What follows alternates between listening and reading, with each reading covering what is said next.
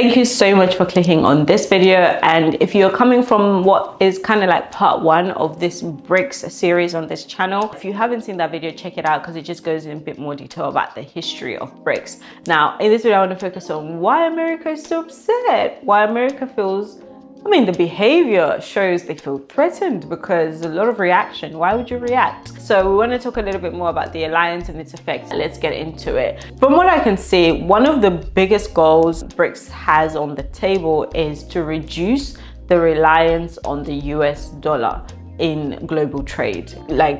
The US dollar has just become the world currency, and that's by strategy. It's not by accident. And so they are coming from another angle, wanting to present an alternative for their individual countries as a collective.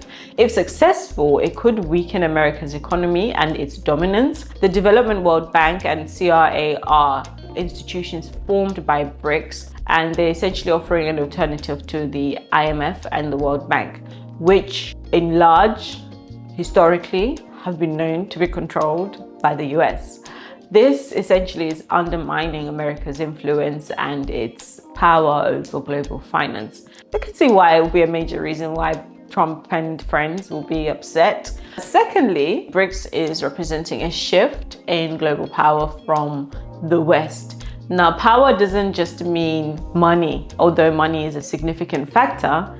It is just directly challenging the position in the world's leading superpower.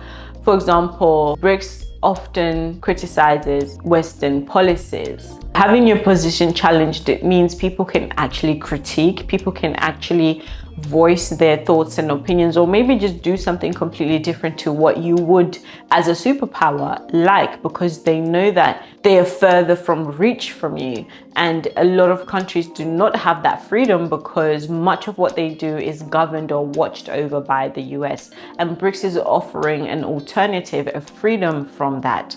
The classic example is the South African president telling Donald Trump essentially to mind his own business when he responded to the signing into law a bill allowing land seizures by the state without compensation.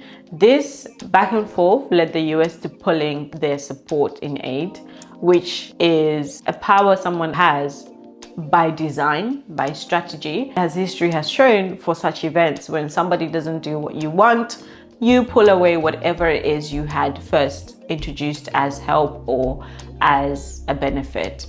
Now, looking ahead, looking into the future, BRICS has big plans. They want more countries to join. We're going to look into more details to how do you qualify, how do you become a member of this alliance. From the looks of things right now, the trajectory is they potentially will have more influence actually than the US. And the main reason I think this is in 4 parts. Number 1 being de-dollarization, essentially reducing the reliance on the dollar, which is something that we might promote local trades and local currencies.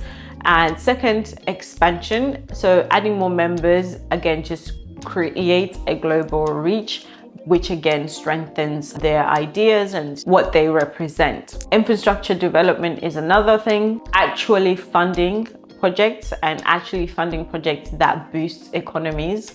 So this is something that we've seen has been lacking, and which is, I feel, why people celebrated when the US announced pausing their aid to review what it is that it's actually achieving. Many common people celebrated because, after all, they weren't really seeing what it was doing.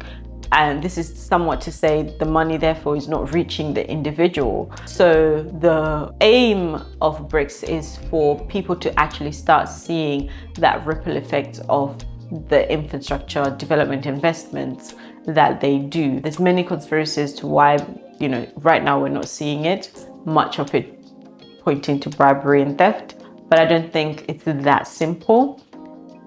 Let me know what you think though in the comments below, because this is a big topic. This is potentially quite a big positive shift into a future that looks fair and leveled as a playing field.